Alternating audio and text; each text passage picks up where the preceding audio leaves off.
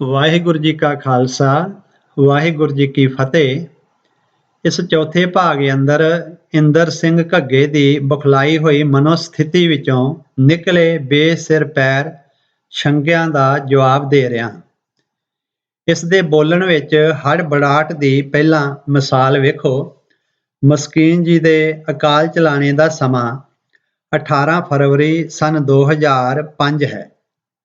ਇਸ ਸਮੇਂ ਤੋਂ ਆਰੰਭ ਕਰਕੇ ਘੱਗੇ ਵੱਲੋਂ ਮਸਕੀਨ ਜੀ ਤੇ ਲਾਏ ਹੋਏ ਹੋਸ਼ੇ ਇਲਜ਼ਾਮਾਂ ਤੱਕ ਭਾਵ 27 ਅਪ੍ਰੈਲ 2020 ਤੱਕ 15 ਸਾਲਾਂ ਦਾ ਸਮਾਂ ਬਣਦਾ ਹੈ, ਪਰ ਇਹ ਵਿਦਵਾਨ 17 ਸਾਲ ਹੀ ਬੋਲੀ ਜਾ ਰਿਹਾ। ਅਲਵਰ ਗੁਰਮਤਿ ਸਮਾਗਮ ਹਰ ਸਾਲ 1 ਮਾਰਚ ਨੂੰ ਆਰੰਭ ਹੋ ਕੇ 4 ਮਾਰਚ ਨੂੰ ਸੰਪੂਰਨ ਹੁੰਦਾ ਹੈ, ਪਰ ਇਹ ਭਾਈ ਮਾਰਚ ਦੇ ਅਖੀਰਲੇ ਮਹੀਨੇ ਦੀਆਂ ਤਰੀਕਾਂ 28, 29, 30, 31 ਹੀ ਦੱਸੀ ਜਾ ਰਿਹਾ ਹੈ। ਇੱਥੋਂ ਜਾਪਦਾ ਹੈ ਕਿ ਬੁਢੇਪੇ ਦੀ ਉਮਰ ਨੇ ਤੇ ਪੰਥ ਵਿੱਚ ਇਕੱਲਾ ਮੈਂ ਹੀ ਸਿਆਣਾ ਵਿਦਵਾਨ ਹਾਂ, ਇਸ ਅਹੰਕਾਰ ਨੇ ਇਸ ਨੂੰ ਕਮਲਾ ਜਿਹਾ ਬਣਾ ਦਿੱਤਾ ਹੈ। ਇਸ ਲਈ ਐਸੀ ਝੱਲ-ਪੁਣੇ ਦੀ ਬਿਮਾਰੀ ਹੋਣ ਕਰਕੇ ਇਸ ਨੇ ਵਾਹ-ਵਾਹ ਹੀ ਝੱਲ ਖਿਲਾਰ ਛੱਡਿਆ ਹੈ। ਕਦੀ ਕਹਿੰਦਾ ਹੈ ਕਿ ਮਸਕੀਨ ਜੀ ਨੂੰ ਮਹੀਨਾ ਟੇਕੇ ਕਥਾ ਨਹੀਂ ਸੀ ਕਰਨੀ ਆਉਂਦੀ, ਕਦੇ ਕਹਿੰਦਾ ਹੈ ਕਿ ਅਧੂਰੀਆਂ ਪੰਕਤੀਆਂ ਬੋਲਦੇ ਸਨ। ਪੁੱਛਣਾ ਬਣਦਾ ਹੈ ਕਿ ਕੀ ਗੁਰਬਾਣੀ ਦੀ ਕੋਈ ਪੰਕਤੀ ਅਧੂਰੀ ਕਹੀ ਜਾ ਸਕਦੀ ਹੈ? ਹਰੇਕ ਪੰਕਤੀ ਉਸ ਵਿਚਲਾ ਪਾਵਨ ਉਪਦੇਸ਼ ਬਚਨ ਪੂਰਾ ਹੁੰਦਾ ਹੈ। ਮਸਕੀਨ ਜੀ ਲਗਾਤਾਰ ਮਹੀਨਾ ਕਥਾ ਕਰਦੇ ਸਨ। ਸ੍ਰੀ ਮੰਜੀ ਸਾਹਿਬ ਸ੍ਰੀ ਅੰਮ੍ਰਿਤਸਰ ਵਿਖੇ ਸ੍ਰੀ ਦਰਬਾਰ ਸਾਹਿਬ ਤੋਂ ਆਏ ਸ੍ਰੀ ਮੁਖਵਾਕ ਜੀ ਦੀ ਕਥਾ ਕਰਦੇ। ਤਕਰੀਬਨ ਮਹੀਨਾ ਕੁ ਇਹ ਸੇਵਾ ਚੱਲਦੀ ਰਹਿੰਦੀ। ਉਹਨਾਂ ਨੇ ਲੜੀਵਾਰ ਜਪਜੀ ਸਾਹਿਬ 12 ਮਾਹਾਂ ਆਸਾ ਦੀ ਵਾਰ ਸਹਿਸਕ੍ਰਿਤੀ ਸ਼ਲੋਕ ਗਾਥਾ ਮਹੱਲਾ 5ਵਾਂ ਸ਼ਲੋਕ ਭਗਤ ਕਬੀਰ ਜੀ ਕੇ ਸ਼ਲੋਕ ਸ਼ੇਖ ਫਰੀਦ ਜੀ ਕੇ ਤੇ ਹੋਰ ਅਨੇਕਾਂ ਪਾਵਨ ਸ਼ਬਦਾਂ ਦੀ ਕਥਾ ਲਗਾਤਾਰ ਸੰਗਤਾਂ ਨੂੰ ਸਰਵਣ ਕਰਾਈ ਹੈ। ਘੱਗਾ ਦਾਅਵਾ ਕਰਦਾ ਹੈ ਕਿ ਮੈਂ ਇੰਗਲੈਂਡ ਵਿੱਚ ਮਸਕੀਨ ਜੀ ਨੂੰ ਰੇਡੀਓ ਉੱਤੇ ਵਧੇ ਹੋਣ ਦੇ ਸਬੰਧ ਵਿੱਚ ਜਦ ਸਵਾਲ ਪੁੱਛਿਆ ਤਾਂ ਮਸਕੀਨ ਜਵਾਬ ਦੇਣੋਂ ਭੱਜ ਗਿਆ। ਸਾਨੂੰ ਇਹ ਗੱਲ ਚੰਗੀ ਤਰ੍ਹਾਂ ਪਤਾ ਹੈ ਕਿ ਘੱਗਾ ਝੂਠੀਆਂ ਗੱਲਾਂ ਘੜਨ ਵਿੱਚ ਪੂਰਾ ਮਾਹਰ ਹੈ ਤੇ ਸਰੋਤਿਆਂ ਨੂੰ ਗੁੰਮਰਾਹ ਕਰਨ ਵਿੱਚ ਵੀ ਪੂਰਾ ਨਿਪੁੰਨ ਹੈ।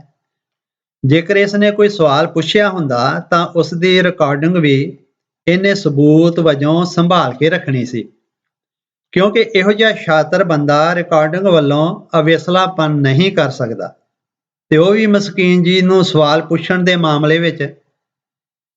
ਫਿਰ 15 ਸਾਲ ਤੱਕ ਇਹਦੇ ਢਿੱਡ ਵਿੱਚ ਇਹ ਗੱਲ ਛੁਪੀ ਕਿਵੇਂ ਰਹਿ ਸਕਦੀ ਹੈ, ਉਹ ਵੀ ਮਸਕੀਨ ਜੀ ਬਾਰੇ। ਇਸ ਲਈ ਇਹ ਵੀ ਇਸ ਦਾ ਚਿੱਟਾ ਝੂਠ ਹੈ ਕਿ ਮੈਂ ਮਸਕੀਨ ਜੀ ਨੂੰ ਸਵਾਲ ਪੁੱਛਿਆ।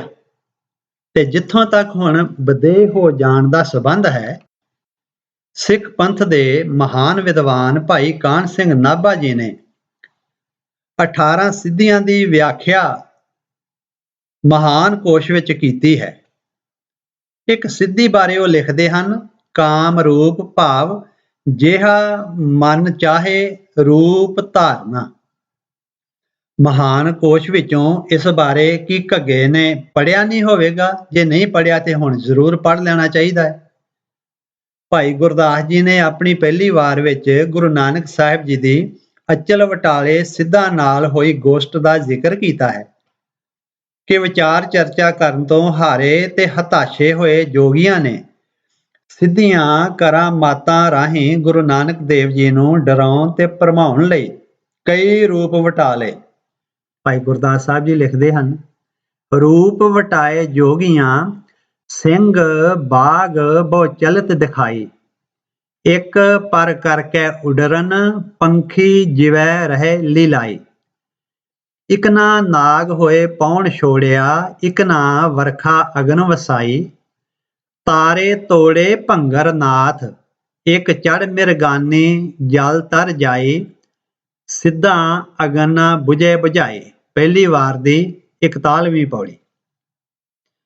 ਹੋ ਸਕਦਾ ਹੈ ਕਿ ਘੱਗਾ ਭਾਈ ਗੁਰਦਾਸ ਜੀ ਨੂੰ ਝੂਠਾ ਸਾਬਤ ਕਰੇ। ਤੇ ਕਹੇ ਮੇਰਾ ਇਹਨਾਂ ਪੌੜੀਆਂ ਤੇ ਵਿਸ਼ਵਾਸ ਹੀ ਕੋਈ ਨਹੀਂ, ਭਾਈ ਗੁਰਦਾਸ ਜੀ ਦੀ ਬਾਣੀ ਦੇ ਵਿਸ਼ਵਾਸ ਕੋਈ ਨਹੀਂ। ਉਂਝ ਸਿੱਧਾਂ ਨੇ ਬਹੁਤ ਕੁਝ ਕੀਤਾ, ਆਖਰ ਫਿਰ ਹਾਰ ਹੁੱਟ ਕੇ ਗੁਰੂ ਸਾਹਿਬ ਜੀ ਦੇ ਸਾਹਮਣੇ ਆ ਕੇ ਬੈਠ ਗਏ ਤੇ ਸ਼ਰਮਿੰਦੇ ਜੇ ਹੋਏ। ਉਹਨਾਂ ਨੇ ਫਿਰ ਗੁਰੂ ਜੀ ਨੂੰ ਥੋੜੀ ਜਿਹੀ ਹਿੰਮਤ ਕਰਕੇ ਪੁੱਛਿਆ ਕਿ ਤੁਹਾਡੇ ਕੋਲ ਕਿਹੜੀ ਸ਼ਕਤੀ ਹੈ? ਤਾਂ ਜੋ ਗੁਰੂ ਨਾਨਕ ਸਾਹਿਬ ਜੀ ਨੇ ਉੱਤਰ ਦਿੱਤਾ, ਉਹ ਵੀ ਭਾਈ ਗੁਰਦਾਸ ਸਾਹਿਬ ਜੀ ਅਗਲੀ ਪੌੜੀ 'ਚ ਲਿਖਦੇ ਹਨ, ਗੁਰ ਸੰਗਤ ਬਾਣੀ ਬਿਨਾ ਦੂਜੀ ਓਟ ਨਹੀਂ ਹੈ ਰਾਈ। ਭਾਵ ਰੱਬੀ ਸਿਫਤ ਸਲਾਹ ਅਤੇ ਗੁਰੂ ਸੰਗਤ ਹੀ ਇੱਕ ਮਹਾਨ ਆਸਰਾ ਹੈ, ਹੋਰ ਕੋਈ ਆਸਰਾ ਨਹੀਂ ਹੈ। ਗੁਰਬਾਣੀ ਇਹਨਾਂ ਸਿੱਧੀਆਂ ਕਰਾਮਾਤਾਂ ਨੂੰ ਮੋਹ ਕਹਿੰਦੀ ਹੈ ਜੋ ਰੱਬ ਦੇ ਪਿਆਰ ਤੋਂ ਮਨੁੱਖ ਨੂੰ ਦੂਰ ਕਰਦੀਆਂ ਹਨ ਤੇ ਇਨਸਾਨੀਅਤ ਗੁਣਾਂ ਤੋਂ ਵਿਹੂਣਾ ਰੱਖਦੀਆਂ ਹਨ। ਰਿੱਧ ਸਿੱਧ ਸਭ ਮੋਹ ਹੈ, ਨਾਮ ਨਾ ਵਸੈ ਮਨ ਆਏ। ਵਡਹੰਸ ਮਹੱਲਾ ਤੀਜਾ, ਗੁਰੂ ਗ੍ਰੰਥ ਸਾਹਿਬ ਜੀ ਦੇ ਪਾਵਨ ਅੰਗ 593 ਤੇ ਸ਼ਬਦ ਪ੍ਰਕਾਸ਼ਵਾਨ ਹੈ। ਗੁਰੂ ਅਮਰਦਾਸ ਸਾਹਿਬ ਮਹਾਰਾਜ ਜੀ ਦਾ ਇੱਕ ਹੋਰ ਫਰਮਾਨ ਕੀ ਘੱਗੇ ਨੇ ਕਦੇ ਨਹੀਂ ਪੜਿਆ ਹੋਵੇਗਾ, ਨਵ ਨਿਧੀ 18 ਸਿੱਧੀ ਪਿੱਛੇ ਲੱਗੀਆਂ ਫਿਰੈ, ਜੋ ਹਰ ਹਿਰਦੈ ਸਦਾ ਵਸਾਏ। ਸੋਠ ਮਹੱਲਾ ਤੀਜਾ, ਗੁਰੂ ਗ੍ਰੰਥ ਸਾਹਿਬ ਜੀ ਦੇ ਪਾਵਨ ਅੰਗ 649 ਤੇ ਇਹ ਸ਼ਬਦ ਪ੍ਰਕਾਸ਼ਵਾਨ ਹੈ। ਜੋ ਮਨੁੱਖ ਹਿਰਦੇ ਵਿੱਚ ਹਰੀ ਨੂੰ ਭਾਵ ਅਕਾਲ ਪੁਰਖ ਨੂੰ ਸਦਾ ਵਸਾਏ, 9 ਨਿਧੀਆਂ 18 ਸਿੱਧੀਆਂ ਉਸ ਦੇ ਪਿੱਛੇ ਲੱਗੀਆਂ ਫਿਰਦੀਆਂ ਨੇ। ਜੇ ਮਸਕੀਨ ਜੀ ਨੇ ਗੁਰਬਾਣੀ ਦੀ ਰੋਸ਼ਨੀ ਵਿੱਚ ਸਮਝਾਉਣ ਲਈ ਇਹਨਾਂ ਦੀ ਵਿਆਖਿਆ ਕਰ ਦਿੱਤੀ ਤਾਂ ਕਾਹਦਾ ਹਨੇਰ ਆ ਗਿਆ। ਸੱਚੀ ਗੱਲ ਤਾਂ ਇਹ ਹੈ ਕਿ ਮਸਕੀਨ ਜੀ ਨੂੰ ਬਾਰ-ਬਾਰ ਭੰਡਣ ਵਾਸਤੇ ਘੱਗੇ ਨੇ ਬਹਾਨੇ ਲੱਭੇ ਹਨ ਅਤੇ ਨੁਕਸਬਿੰਨੀਆਂ ਆਪ ਥੋਪੀਆਂ ਹਨ। ਅਸੀਂ ਪੁੱਛਣਾ ਚਾਹੁੰਦੇ ਹਾਂ ਕਿ ਤੁਸੀਂ ਮਸਕੀਨ ਜੀ ਨੂੰ ਰੇਡੀਓ ਉੱਤੇ ਘੇਰਨ ਦੀ ਜੋ ਗੱਪ ਮਾਰੀ ਹੈ, ਤੁਹਾਨੂੰ ਵੀ ਇਹ ਪਤਾ ਹੈ ਵੀ ਮਸਕੀਨ ਜੀ ਨੇ ਕਿਹੜਾ ਆ ਕੇ ਹੁਣ ਦੱਸਣਾ ਹੈ। ਜਿੰਨੇ ਮਰਜ਼ੀ ਹੁਣ ਗਪੌੜ ਮਾਰੀ ਜਾਓ, ਛੱਡੀ ਜਾਓ। ਜੇ ਤੁਹਾਡੇ ਕੋਲ ਰਿਕਾਰਡਿੰਗ ਹੈ ਤਾਂ ਸੰਗਤਾਂ ਦੇ ਸਾਹਮਣੇ ਜ਼ਰੂਰ ਸ਼ੋਅ ਕਰੋ, ਅਸੀਂ ਤੁਹਾਨੂੰ ਦਾਦ ਦਿਆਂਗੇ ਕਿ ਤੁਸੀਂ ਬੜੇ ਹਿੰਮਤ ਵਾਲੇ ਸੋ। ਉਂਝ ਤੁਹਾਡੇ ਅੰਦਰ ਕੋਈ ਮੰਝੇ ਹੋਏ ਵਿਦਵਾਨ ਵਾਲੀ ਗੱਲ ਤੁਹਾਡੇ ਇਹ 5 ਭਾਗ ਮਸਕੀਨ ਜੀ ਦੇ ਵਿਰੁੱਧ ਜੋ ਬੋਲੇ ਨੇ ਸੁਣ ਕੇ ਵੇਖਣ ਨੂੰ ਨਹੀਂ ਮਿਲੀ।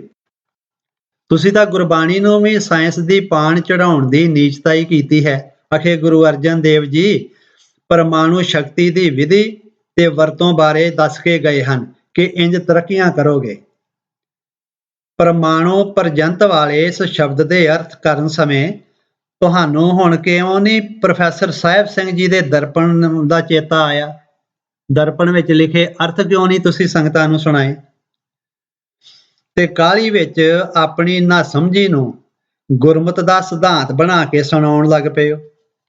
ਗੁਰੂ ਗ੍ਰੰਥ ਸਾਹਿਬ ਜੀ ਦੇ ਪਾਵਨ ਅੰਗ 1360 ਉੱਤੇ ਗੁਰੂ ਅਰਜਨ ਦੇਵ ਜੀ ਮਹਾਰਾਜ ਦਾ ਗਾਥਾ ਸਰਲੇਖ ਹੇਠ ਇਹ ਦੂਜਾ ਸ਼ਬਦ ਹੈ, ਪਰਮਾਣੂ ਪਰਜੰਤ ਆਕਾਸੈ, ਦੀਪ ਲੋ ਸੇ ਖੰਡਨ ਹੈ, ਗਸ਼ੇਣ ਨੈਣ ਭਾਰੇਣ, ਨਾਨਕ ਬਿਨਾ ਸਾਧੂ ਨਾ ਸਿੱਧਤੇ। ਪ੍ਰੋਫੈਸਰ ਸਾਹਿਬ ਸਿੰਘ ਜੀ ਦਰਪਣ ਅੰਦਰ ਪਰਮਾਣੂ ਦਾ ਅਰਥ ਪਦ ਅਰਥ ਪਰਮਾਣੂ ਲਿਖਦੇ ਹਨ, ਬਹੁਤ ਛੋਟਾ ਭਾਗ, ਬਰੀਕ ਜ਼ਰਾ ਜਿਸ ਦਾ ਹਿੱਸਾ ਨਾ ਹੋ ਸਕੇ। ਤੇ ਅਰਥ ਲਿਖਦੇ ਹਨ, ਹੇ ਨਾਨਕ, ਜੋ ਮਨੁੱਖ ਅਤ ਛੋਟਾ ਅਣੂ ਬਣ ਕੇ ਆਕਾਸ਼ਾਂ ਤੱਕ, ਸਾਰੇ ਦੀਪ ਲੋਕਾਂ ਅਤੇ ਪਹਾੜਾਂ ਉੱਪਰ ਅੱਖ ਦੇ ਇੱਕ ਫੋਰ ਵਿੱਚ ਹੀ ਹੋ ਆਵੇ, ਇਤਨੀ ਸਿੱਧੀ ਹੁੰਦਿਆਂ ਵੀ ਗੁਰੂ ਤੋਂ ਬਿਨਾਂ ਉਸ ਦਾ ਜੀਵਨ ਸਫਲ ਨਹੀਂ ਹੁੰਦਾ।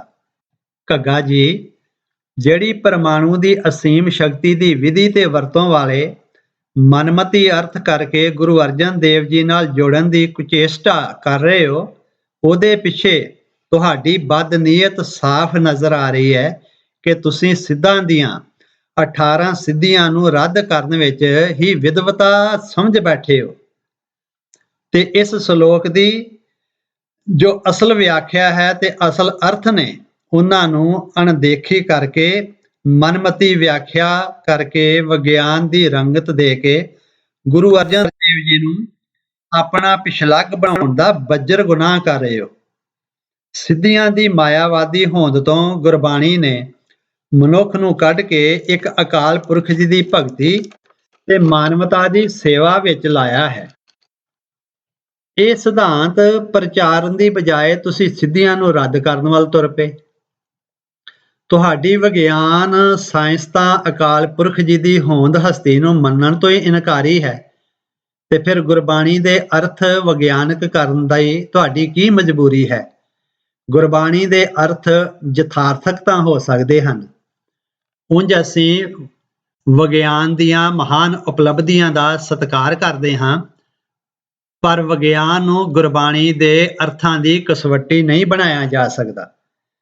ਗੁਰੂ ਅਰਜਨ ਦੇਵ ਜੀ ਤਾਂ ਇਹ ਵੀ ਕਹਿ ਰਹੇ ਹਨ ਕਿ ਯੋਗ ਮਤ ਦੁਆਰਾ ਮਨੁੱਖ 84 ਤਰ੍ਹਾਂ ਦੇ ਆਸਣ ਕਰ ਕਰਕੇ ਉਮਰ ਤਾਂ ਲੰਮੀ ਕਰ ਲੈਂਦਾ ਹੈ, ਪਰ ਪਰਮਾਤਮਾ ਦੇ ਮਿਲਾਪ ਤੋਂ ਖਾਲੀ ਹੀ ਰਹਿ ਜਾਂਦਾ ਹੈ ਤੇ ਮੁੜ-ਮੁੜ ਜਨਮਦਾ ਹੈ। ਇਸੇ ਲਈ ਗੁਰੂ ਜੀ ਨੇ ਐਸੇ ਨਖਿੱਧ ਕਰਮਾਂ ਵੱਲੋਂ ਹਟਾ ਕੇ ਗੁਰਸਿੱਖਾਂ ਨੂੰ, ਸੰਸਾਰ ਦੇ ਮਨੁੱਖ ਨੂੰ ਪਰਮਾਤਮਾ ਦੀ ਕੀਰਤੀ ਤੇ ਸੁੱਚੀ ਕਿਰਤ ਕਰਨ ਤੇ ਵੰਡ ਛਕਣ ਦੇ ਜੀਵਨ ਨਾਲ ਜੋੜਿਆ ਹੋਇਆ ਹੈ। ਇਹ ਜੀਵਨ ਬਖਸ਼ਿਸ਼ ਕੀਤਾ ਹੈ।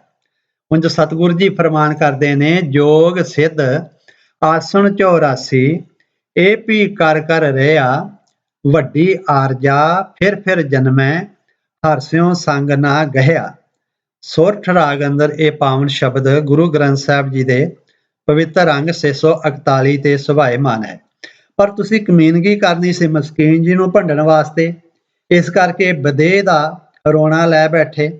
ਇਸੇ ਵਾਸਤੇ ਪ੍ਰਮਾਣੋ ਸ਼ਬਦ ਸਮੇਤ ਸ਼ਲੋਕ ਦੇ ਅਰਥ ਤੇ ਵਿਆਖਿਆ ਗਲਤ ਕਰ ਛੱਡੀ। ਤੁਸੀਂ ਆਪਣੀ ਕਮੀਨਗੀ ਨੂੰ ਅੱਗੇ ਜਾਰੀ ਰੱਖਦਿਆਂ ਗੁਰੂ ਦਰੋਂ ਗੁਰਬਾਣੀ ਸੁਣ ਕੇ ਇੱਕ ਨਾਸਤਕ ਮਨੁੱਖ ਵਾਸੂ ਭਾਰਦਵਾਜ ਨੂੰ ਮਿਲੀ ਤੰਦਰੁਸਤੀ ਨੂੰ ਰੱਦ ਕਰਨ ਦੇ ਰਾਹ ਪੈ ਗਏ। ਗੁਜਰਾਤ ਸਟੇਟ ਦਾ ਸਾਇੰਸਦਾਨ, ਜਿਸ ਦੇ ਅਮਰੀਕਾ ਦੀ ਨਾਸਾ ਏਜੰਸੀ ਵਿੱਚ ਕੰਮਾਂ ਤੇ ਖੋਜਾਂ ਦਾ ਗੁਜਰਾਤ ਸਟੇਟ ਨੂੰ ਬੜਾ ਫਖਰ ਹੋਵੇ ਤੇ ਸਰਕਾਰ ਨੇ ਆਪਣੇ ਲੈਵਲ ਤੇ ਵਧੀਆ ਹਸਪਤਾਲਾਂ ਵਿੱਚ ਉਹਦਾ ਇਲਾਜ ਵੀ ਕਰਵਾਇਆ ਹੋਵੇ, ਪਰ ਉਹ ਠੀਕ ਨਹੀਂ ਹੋ ਸਕਿਆ। ਉਹ ਕੋਈ ਗੁੰਮਨਾਮੀ ਆਮ ਬੰਦਾ ਥੋੜਾ ਸੀ। ਕੈਂਸਰ ਦਾ ਇਲਾਜ ਹਸਪਤਾਲਾਂ ਵਿੱਚੋਂ ਕਰਵਾ ਕੇ ਵੇਖ ਲਿਆ, ਕਿਤੋਂ ਤੰਦਰੁਸਤੀ ਨਹੀਂ ਮਿਲੀ। ਆਖਰ ਜੇ ਗੁਰਬਾਣੀ ਸੁਣ ਕੇ ਉਸ ਨੂੰ ਗੁਰੂ ਜੀ ਦੇ ਦਰੋਂ ਤੰਦਰੁਸਤੀ ਮਿਲ ਗਈ, ਜੋ ਉਹ ਆਪਣੀ ਜ਼ੁਬਾਨ ਨਾਲ ਆਪ ਦੱਸ ਰਿਹਾ ਹੈ ਕਿ ਮੇਰਾ ਕੈਂਸਰ ਗੁਰੂ ਕਿਰਪਾ ਨਾਲ ਠੀਕ ਹੋ ਗਿਆ, ਤਾਂ ਤੁਸੀਂ ਤੂਫਾਨ ਖੜੇ ਕਰ ਦਿੱਤੇ ਕਿ ਐਸਾ ਨਹੀਂ ਹੋ ਸਕਦਾ। ਕਿਸੇ ਦੇ ਗੁਰੂ ਜੀ ਦੀ ਕੋਈ ਬਖਸ਼ਿਸ਼ ਹੋ ਰਹੀ ਹੋਵੇ ਤਾਂ ਕੀ ਤੁਸੀਂ ਰੋਕ ਲਵੋਗੇ, ਜਾਂ ਗੁਰੂ ਜੀ ਨੇ ਤੁਹਾਨੂੰ ਪੁੱਛ ਕੇ ਬਖਸ਼ਿਸ਼ਾਂ ਕਰਨੀਆਂ ਹਨ? ਕੈਂਸਰ ਦੇ ਪੀੜਤ ਮਨੁੱਖ ਨੂੰ ਇੱਕ ਦਿਨ ਵੀ ਤੰਦਰੁਸਤੀ ਮਿਲ ਜਾਵੇ ਤਾਂ ਉਸ ਦੇ ਮਨ ਨੂੰ ਪੁੱਛ ਕੇ ਵੇਖੋ ਕਿੰਨੀ ਖੁਸ਼ੀ ਹੁੰਦੀ ਹੈ। ਵਾਸੂ ਭਾਰਦਵਾਜ ਤਾਂ ਕਈ ਸਾਲ ਤੰਦਰੁਸਤ ਰਹਿ ਕੇ ਜੀਵਿਆ। ਕੀ ਗੁਰਬਾਣੀ ਸਿਰਫ ਪੜ੍ਹਨ ਤੇ ਗਿਆਨ ਲੈਣ ਦੀ ਪ੍ਰੇਰਨਾ ਦਿੰਦੀ ਹੈ? ਭਰੋਸਾ ਵੀ ਕਰਨਾ ਸਿੱਖੋ। ਪਤਾ ਨਹੀਂ ਕਦੋਂ, ਕਿਵੇਂ, ਕਿਸ ਵੇਲੇ ਗੁਰੂ ਪਾਤਸ਼ਾਹ ਜੀ ਨੇ ਕਿਸ ਤੇ ਤਰੁੱਠਣਾ ਹੈ। ਕੀ ਤੁਹਾਡੀ ਨਜ਼ਰ ਤੇ ਅਕਲ ਵਿੱਚ ਗੁਰੂ ਅਰਜਨ ਦੇਵ ਜੀ ਦਾ ਇਹ ਗੁਰਫਰਮਾਨ ਨਹੀਂ ਆਇਆ ਹੋਵੇਗਾ, ਕਰ ਇਸ਼ਨਾਨ ਸਿਮਰ ਪ੍ਰਭ ਆਪਣਾ, ਮਨ ਤਨ ਭਏ ਅਰੋਗਾ, ਕੋਟ ਬਿਗਨ ਲਾਥੇ ਪ੍ਰਭ ਸ਼ਰਣਾ, ਪ੍ਰਗਟੇ ਭਲੇ ਸੰਜੋਗਾ। ਸੋਰਠ ਮਹੱਲਾ ਪੰਜਵਾਂ, ਗੁਰੂ ਗ੍ਰੰਥ ਸਾਹਿਬ ਜੀ ਦੇ ਪਾਵਨ ਅੰਗ 611। ਪ੍ਰੋਫੈਸਰ ਸਾਹਿਬ ਸਿੰਘ ਜੀ ਦਰਪਣ ਵਿੱਚ ਅਰਥ ਕਰਦੇ ਹਨ, ਹੇ ਭਾਈ, ਅੰਮ੍ਰਿਤ ਵੇਲੇ ਇਸ਼ਨਾਨ ਕਰਕੇ ਆਪਣੇ ਪ੍ਰਭੂ ਦਾ ਨਾਮ ਸਿਮਰ ਕੇ ਮਨ ਅਤੇ ਸਰੀਰ ਨਰੋਏ ਹੋ ਜਾਂਦੇ ਹਨ, ਕਿਉਂਕਿ ਪ੍ਰਭੂ ਦੀ ਸ਼ਰਨ ਪਿਆਂ ਜੀਵਨ ਰਾਹ ਵਿੱਚ ਆਉਣ ਵਾਲੀਆਂ ਕਰੋੜਾਂ ਰੁਕਾਵਟਾਂ ਦੂਰ ਹੋ ਜਾਂਦੀਆਂ ਹਨ ਤੇ ਪ੍ਰਭੂ ਮਿਲਾਪ ਦੇ ਚੰਗੇ ਅਵਸਰ ਉੱਗੜ ਪੈਂਦੇ ਹਨ।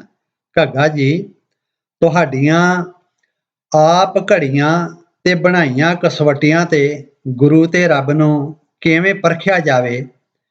ਜਿਸ ਦੇ ਸੁਭਾਅ ਵਿੱਚ ਨਿੰਦਾ ਰਚ ਗਈ ਹੋਵੇ, ਉਸ ਬਾਰੇ ਤਾਂ ਗੁਰੂ ਸਾਹਿਬ ਜੀ ਨੂੰ ਵੀ ਗੁਰਬਾਣੀ ਅੰਦਰ ਕਹਿਣਾ ਪੈ ਗਿਆ, ਅਵਖਦ ਸਭੇ ਕੀਤੇ ਹਨ, ਨਿੰਦਕ ਕਾ ਦਾਰੂ ਨਾਹੇ, ਆਪ ਭੁਲਾਏ ਨਾਨਕਾ, ਪਚ ਪਚ ਚੋਨੀ ਪਾਹੇ ਮਹੱਲਾ ਪੰਜਵਾਂ। ਗੁਰੂ ਗ੍ਰੰਥ ਸਾਹਿਬ ਜੀ ਦੇ ਪਾਵਨ ਅੰਗ 315 ਤੇ ਇਹ ਪਾਵਨ ਸ਼ਬਦ ਪ੍ਰਕਾਸ਼ਵਾਨ ਹੈ। ਪ੍ਰੋਫੈਸਰ ਸਾਹਿਬ ਸਿੰਘ ਦਰਪਣੇ ਅੰਦਰ ਇਸ ਸ਼ਲੋਕ ਦਾ ਅਰਥ ਲਿਖਦੇ ਹਨ। ਸਾਰੇ ਰੋਗਾਂ ਦਾ ਦਾਰੂ ਉਸ ਪ੍ਰਭੂ ਨੇ ਬਣਾਇਆ ਹੈ। ਭਾਵ ਹੋ ਸਕਦੇ ਹਨ ਸਾਰੇ ਰੋਗਾਂ ਦੇ ਦਾਰੂ ਸੰਭਵ ਹਨ, ਪਰ ਨਿੰਦਕਾਂ ਦੇ ਨਿੰਦਾ ਰੋਗ ਦਾ ਕੋਈ ਇਲਾਜ ਨਹੀਂ। ਹੇ ਨਾਨਕ, ਪ੍ਰਭੂ ਨੇ ਆਪ ਉਹ ਭੁਲੇਖੇ ਵਿੱਚ ਪਾਏ ਹੋਏ ਹਨ। ਇਸ ਆਪਣੇ ਕੀਤੇ ਦੇ ਅਨੁਸਾਰ ਨਿੰਦਕ ਖੱਪ ਖੱਪ ਕੇ ਜੂਨੀਆਂ ਵਿੱਚ ਪੈਂਦੇ ਹਨ। ਵਾਹਿਗੁਰੂ ਜੀ ਕਾ ਖਾਲਸਾ, ਵਾਹਿਗੁਰੂ ਜੀ ਕੀ ਫਤਿਹ।